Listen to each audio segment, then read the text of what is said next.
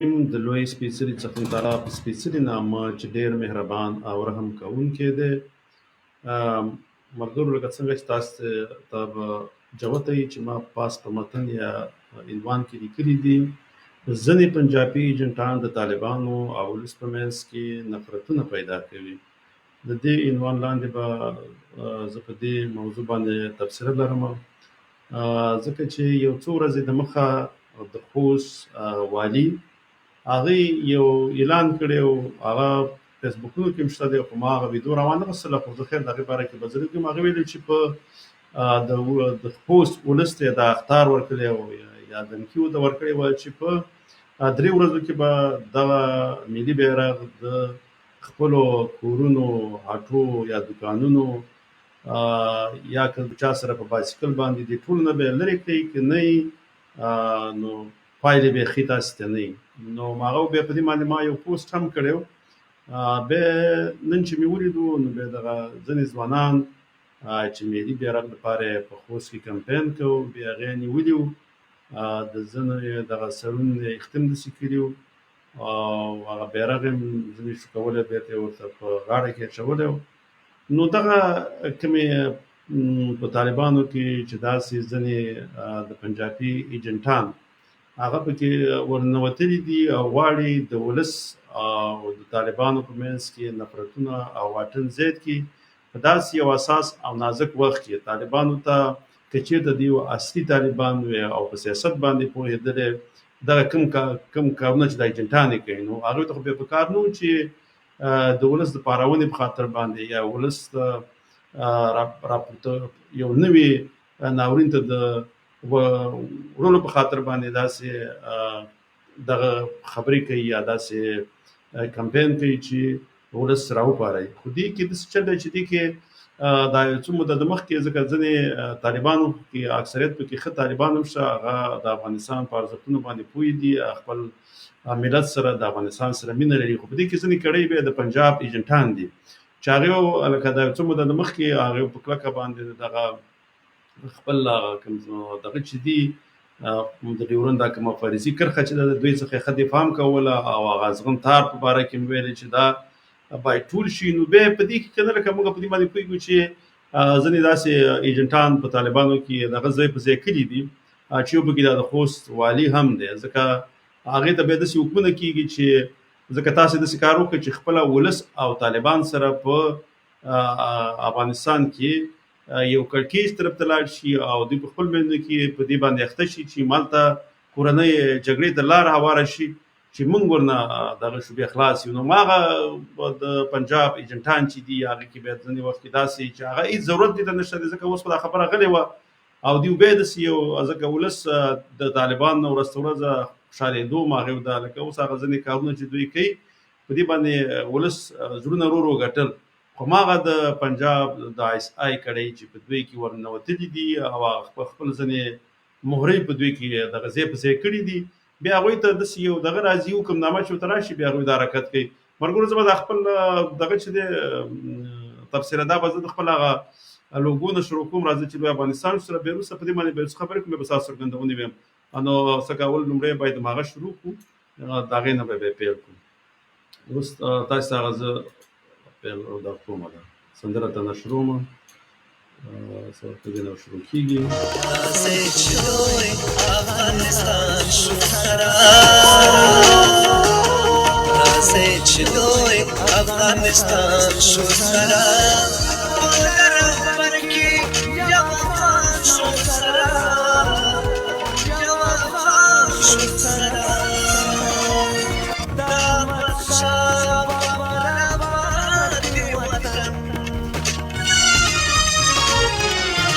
یو ځل چې بیا هېوادګار شو سره، یو ځل چې بیا هېوادګار شو سره، ولر کې یو افغان شو سره، ولر کې یو افغان شو سره. ملګرو دا تصویرونه دي چې تاسې اوس ګورئ چې همدغه ملګرو د همدې بیرغ دپاره کمپین کوو او همدغه چې دي بیا دغه د زه خو ته د طالبانو والیم نشم ویلی، خو د پنجاب ایجنټ د هغې د لارې دغه هغه افغانان ځوانان چې د ملي بیرغ سره مینه درلودله، خپل وطن سره مینه لري، هغه یې نیولي وو او هغې ته یې دغه سزاګانې ورکړلې وې. هغه سر کې یې کینچي هم ګرځولې وه او لږ توهین یې ورته کړی و. الله دې په هغه ټولو افغانانو باندې ورحمېږي. موږ همیشه داسې لکه موږ دا کوشش نه کوو چې لکه افغانان دې ته وهڅوو چې لکه داسې یو کار وکړي، خاص کر ځوانان. خدای مکړه چې د هغوی هغه احساسات دې حالاتو ته راشي چې هغوی بیا داسې عمل وکړي چې د هغوی لکه تېر ځل ځینې ځوانانو د بیرغ په خاطر باندې خپل ژوند له لاسه ورکړو. په کار دی موږ به دوی لکه د بیرغ دپاره به کار کوو، خو داسې کار باید ونه شي چې خدای مکړه ځینې بیا پکې د پنجاب د ایجنټانو د لارې مړه شي. ځکه دغه کوم دا کړنې چې کوي دوی دا صرف د پنجاب ایجنټان طالبان اصلي طالبان چې دي او د خپل هېواد وفاداره دي او د خپل ولس سره ته وفاداره دي او د هېواد ارزښتونو ته ژمن دي، هغوی هېڅکله دا کار نه کوي. په همدې کې ځینې کړۍ چې دي هغه پنجاب ځای په ځای کړي دي چې کله ضرورت شي بیا هغوی ته وایي چې تاسې داسې یو کار وکړئ چې افغانان په خپلو منځونو کې هلته په داخل کې په جګړه باندې اخته شي، په دوی کې بې اتفاقي پیدا شي. نو د هغوی د خپلو کومې مهرې چې دي د هغوی نه به استفاده کوي. لکه یو پکې دغه د خوست والي دی چې د دوی نه دا استفاده وکړه، ځکه دوی خو خپله په پنجاب کې ډېر وخت هم تېر کړی دی. دوی ته خو دا جوته ده چې په پاکستان کې څومره نظامونه ځي راځي، مګر هغې هغه جنډه چې ده هغه یوه جنډه چې ده هغه هېڅکله نه بدلېږي. نو بیا تاسې څنګه لکه په دې باندې خبر نه یاست؟ هر ګوند او هر څوک چې راځي او هغه به خپله دغه په خپل سر باندې به بیرغ هم بدلوي او ملي سرود به هم بدلوي، ځکه دا خو په یو هېواد کې هم نه کېږي. ځکه هر هېواد که هر ګوند پکې ځي راځي خپل ملي بیرغ لري، خپل ملي سرود لري، هغه نه بدلېږي. مګر زه نه فکر چې په افغانستان کې چې هر ګوند په واک کې رسېږي، ځکه دا ډېر یو غلط دغه لري، هغه خپل هغه ملي ارزښتونو ته یو هم بیا وفاداره نه وي. زر تر زره محاکم چې هغه ملي بیرغ او هغه د ګوند بیرغ او د هغه د کړنلارو سره برابر وي، هغه په نورو ټول ولس باندې په زور باندې منډل غواړي. خو بیا هغه ګوندونه هم بیا په افغانستان کې پاتې شوي نه دي، ولس ورپسې راپاڅېدلی دی او هغه تکبر او هغه د زور د لارې چا کار یې اخیستلی، هغې بېرته د افغانستان نه شړلي دي او د واک نه لرې کړي دي. که هغه په دې څلور لسیزو کې هر دولت. نو طالبان باید دغه ته ډېره پاملرنه وکړي چې کوم دغه د پنجاب ځینې دغه چې دي ایجنټان په دوی په صفوفو کې شامل شوي دي، باید زر تر زره د خپلو صفوفو نه بهر کړي، د دندو نه یې ګوښه کړي او کوم یو چې بیا داسې کړنې کوي هغوی ته باید ډېرې سختې سزاګانې ورکړي. ځکه چې دا خو یوازې د تېرو نظامونو لکه د اشرف غني، دا خو د اشرف غني بیرغ نه و، دا د ولس بیرغ دی. دلته به ډېر دولتونه ځي راځي، نو په کار نه ده چې هر دولت اوس زه اول طالبانو ته یم تاسو دا سپین بیرغ ودرو، نو آیا که ستاسې دغه حکومت بیا ختم شي بیا ستاسو بیرغ به څوک پرېږدي؟ خو بیا نه پرېږدي، بیا به دلته بل بیرغ راځي، بیا به دغه ولس ته مشکل پیدا کېږي. هېڅکله باید داسې کار ونه شي چې هغه ډېر د تنګ نظرۍ نه کار واخیستلی شي او یا دغه پردي ایجنټان دې ته پرېوښودلی شي چې په افغانستان کې دغه رقم کړنې وکړي چې ولس او دولت سره همیشه وجنګوي. نو په کار دا ده چې هغه طالبان چې وطن ته وفاداره دي هغه د دغه شان ته ایجنټانو نه ځان زر تر زره خلاص کړي. نو نور ډېر څه ویل نه غواړم، بس ما ځینې نورې ویډیوګانې مې ولیدلې، هغه شته دی، هغه د خوست والي چې لګیا دی او دا خبرې کوي چې دغه زر تر زره دغه بیرغونه لرې کوي د کورونو او دوکانونو نه. خو ما هغه نن ما سره دومره وخت نه و چې هغه د ځان سره واچوم. ما یو پوسټ هم پرې کړی و، انشاءالله تعالی کوشش زه به هغه ویډیو بیا ډاونلوډ کړم، بیا زه خپل د پیج لارې خپره کړم، که بیا چا کتله هغه هم کتلی شي، نو هغه به انشاءالله تعالی زه واچوم. موږ همیشه داسې یو کار کول غواړو چې هغې کې د افغانستان د ملت دپاره موږ هېڅکله د یو ګوند نه طرفداري نه کوو. که ګوند د ملت په ګټه یا د افغانیت په ګټه د اسلامیت په ګټه باندې کار کوي، موږ یې بیا طرفداران یو. چې کله دغه نه اخوا دفاع کېږي بیا موږ طرفداري هم نه کوو او بلکې د خپل ملت هغه دپاره به کار کوو او د هغې شعور به بیداره کوو. نو زه خبرې نورې نه اوږدوم، زه به ستاسې یو څو څرګندونې او که څه نه و هغه به ولولم او او بیا به د الله په امان واخلو. نو شروع به د خان جعفر ورنه مخکې مې بل څوک دی هغې نه به یې وکړم. دا دې ورور نوم څه دی؟ دا بیګم دي سلامونه او نیکې هیلې رالېږلي نړۍ مننه او ژوندی اوسې وروره، خدای دې خوشحاله او ارامه لره.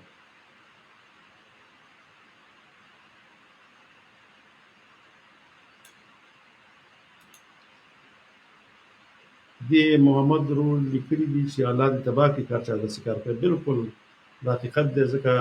دغه ځوانان چې ګوره هغه یو پاک احساسات درلودل، د وطن سره خپله مینه لري، نه په یو ښه روحیه باندې تربیه شوي دي، چې دغه رقم بیا ایجنټان راځي او دغه د وطن دغه شان ځوانانو ته ضرر رسوي، په دې باندې ټول افغان پاپلي کېږي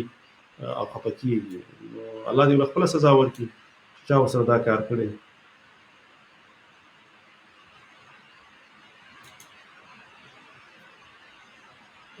دې خان جعفر لیکلي و سلامونه زماني صاحب، آیا دا د بنو د جرګې د سبوتاژ کولو لپاره دسیسې دي؟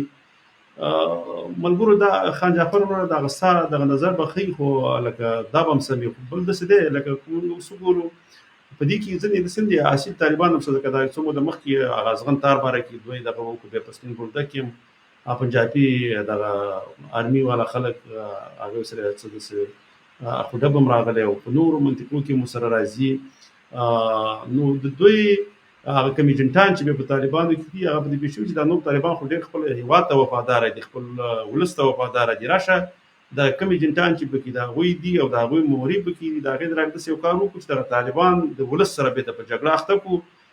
او داخلي جګړه جوړه شي چې هېواد به هم بېرته وران شي او اقتصاد هم ضعیفه شي او بیا به موږ نور هم کولی شو چې نور هم پکې خپل لاسپوڅي وټاکو. نو د دې لپاره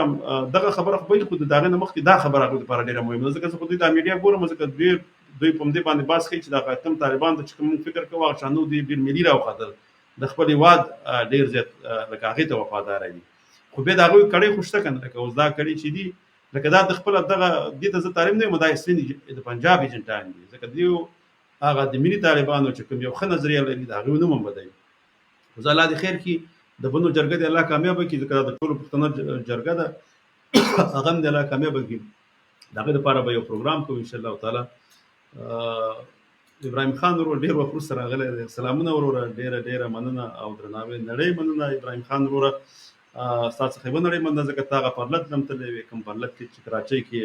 جوړ شوی و هغې کې هم دې برخه اخیستلې وه، ډېره اوږد سفر و. الله دې تا ته دغه ټولو کارونو اجر درکړي،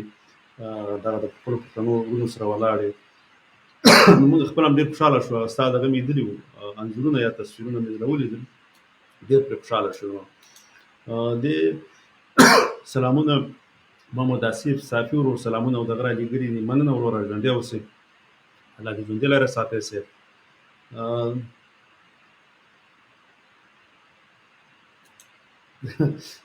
د ورور ابراهیم خان ورور لیکلي د بنو جرګه کې په کار د سراج الحق او فضول ارمان ملا پکې شامل نه کړي. نه خو زما به بل نظر دی وړه، ځکه د چلی چې پنجاب خپل هم دا غواړي چې همیشه ملتپاله پښتانه او دغه مذهبي ګوندونه چې د هغوی د لارې تقویه کېږي او پیسې ورته ورکړل کېږي چې دوی همیشه خپل منځونو کې جنګوي، نو هغوی به حکومت کوي. موږ باید داسې یوه لاره غوره کړو چې د هغوی دغه د میډیا ناکامه کړو، دغه نصاب چې دی دا ناکام کړو، خپله پښتنو له غاړه ورکړو. فرق نه کوي ځکه موږ ټول پښتانه په ټوله کې مسلمانان دي او دغه مذهبي ګوندونه والا هم پښتانه دي او هم مسلمانان دي او دغه نور ملتپاله ګوندونه چې دي دا هم پښتانه دي او هم مسلمانان دي، خو دوی ته خپله اول د خپل پښتون رول او اجتماعي ګټې مهمې دي. خو بیا ملا چې دی هغې ته بیا لکه اکثرو ته ټولو یا نیمو ته تقریبا د پنجاب ګټې هغه ته لومړیتوب لري او د هغوی دپاره کارول کېږي. نو دغه یو څه شی نه پکې شته دی. خو دا زه به پکې لاندې لاړ شو. خان جعفر ورور بل دغه رالیږلی، خوست د افغانانو ډېر ستراتیجي سیمه ده چې وزیرستان ورته نږدې دی، باید سوچه پښتونوالي وي. بلکل پښتون دام دی، پښتون دی خو د چلی چې ایجنټ دی. پښتنو کې ډېر ایجنټان دي. ګوره انګریزانو کې هغه اف سی چې به وه هغې کې هغه ټول خپل هغه ایجنټان به وو، د پیسو په مقابل کې به انګریزانو کارول دغه نور پښتانه په غلامان کړي. بیا چې کله انګریزان لاړ ما اف سی چې د پنجاب د لپاره کار کوي د پنجاب د بلادستي لپاره دغه نور خپل پښتون قوم د پنجاب غلامان کړي دي. دغه شی پښتنو کې شته، پښتنو کې ډیر زیات لکه ایجنټان د پردو لپاره کار کوي. اوس که زه تاسو یو بل تاریخي والا در کوم به دغه دیږي لکه تاسو هغه دغه وګورئ خان بابا د دوه نسل د مخه ټول مغول ته وفادار او د مغولو د پاره ډیر پښتانه موجودي خپل ډیر سیمې د مغولو په قبضه کې ورکړي او هغه ځنې پښتانه چې د شانت آزاد سیمې وي هغه د مغولو په واکدارۍ کې ورکړي چې کله خپل به اورنګزیب داونی او بندي کو نو بعد داغه نه به دا پښتون شو او مسلمان هم شو افغان هم شو او هغه اشعار مې دا به داغه په ځد باندې راپاسې په دې پوه شو چې هر څومره زه د پردو د لپاره کار وکم به ماغو ته زه پردیم پردي قوم ته به زه پردیم نو دا ځنې د سشته دي پښتنو کې ډیر د پردو د لپاره لوګېدلي دي او هغه د لپاره کار کړی دی. نو زه به دا اوس دا بل دغه راوړم دیم سلام را لېږلی نړۍ من وروره په دې وروره م سلامونه م را لېږلي من یم کړی د ستا څخه وروره ډېره زیاته من ژوندی اوسې خوشحاله اوسې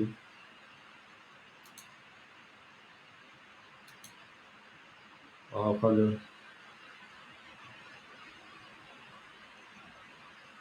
بالکل دا خبره ده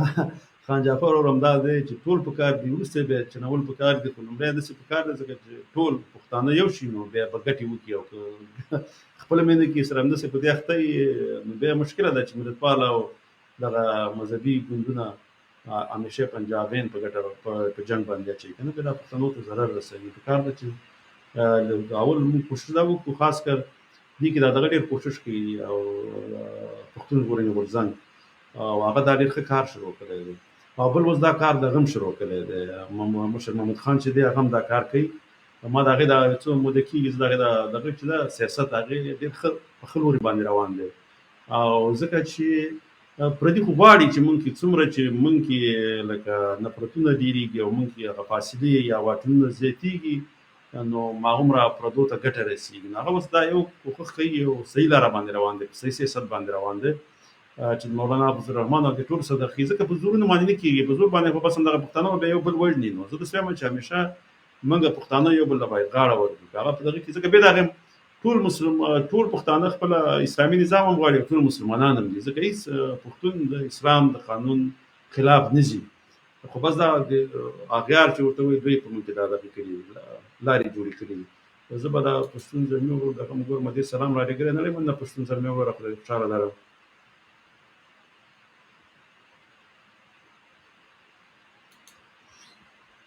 نو چې کله نړۍ من وروره دا ستا خبره وګوره چې ټول پښتانه یو شو نو بیا که سړی ټوپک راواخلي بیا به ډېره په اسانه باندې پنجاب دغه منطقې او د سیمې څخه دغه کې تېښتې ته ډېر زر مجبور کړي. خو که چېرته موږ خپله منځ کې یووالی او اتفاق ونه لرو نو ما پنجاب به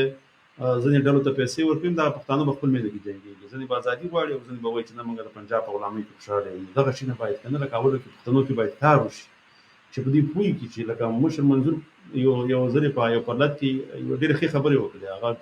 وایي موږ غلامان یو خو پښتانه موږ په دې باندې نه پوهېږو چې موږ غلامان یو ځکه غلام څه ته وایي چې ستا واک د بل چا په لاس کې وایي زموږ د واک چې دی دا د پنجاب ارمي سره دی او د دې فیصلې په پنډۍ کې کېږي. نو که چېرته پښتون په دې باندې پوه شي چې زما فیصلې پنډۍ کې پنجابیان کوي او زما دغه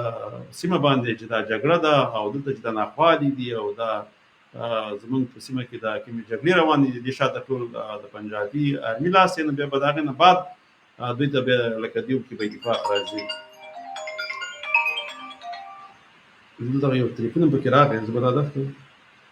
السلام علیکم ډاکټر صاحب زه دې پروګرام کې یو لایف پروګرام دی زه هغې کې دا پروګرام ختم بیا تا ته زنګ وهم سمه فرق نه کوي خیر صحیح ده خدای پام وکړي خدای پام وکړي. نړۍ من د ملګرو ما ته یو تلیفون پکې راغی خو زه بس خیر پروګرام هم په اخره کې و ځکه مې د تلیفون پورته کړو. نو نړۍ مننه ستاسو ټولو څخه ستاسې نظرونه او څرګندونې څخه هم نړۍ مننه او څوک چې دا پروګرام ګوري څوک یې بیا له ملګرو سره شریکوي د هغه ټولو څخه یوه نړۍ مننه. انشاءالله تعالی په راتلونکي کې بیا به نور ملګري هم ځان سره دغه کوو خو زه خپله هم ځکه خپله هم کار نور کارونه نو سړی دومره ځکه دا هم ډېر وخت نیسي ځکه ویډیوګانې جوړول بیا هغې باندې تبصره کول بیا نور ملګري را دعوتول انشاءالله تعالی که بیا تاسو کې چا غوښتل هغه هم کولی شو زما ته دې ووایي دلته دې میسج پرېږدي خپل نمبر دې پرېږدي چې زه ورته بیا زنګ وهم او په واتساپ باندې که بیا ته مې غوښتل هغه پروګرام کې ځان سره به شریک یا ګډونوال دی مېلمه دی نو تر بله ویډیو پورې په لوی الله جل جلاله وسپارم خوشحاله ارام او سوکاله ژوند ولرئ تر بیا مو په الله سپارم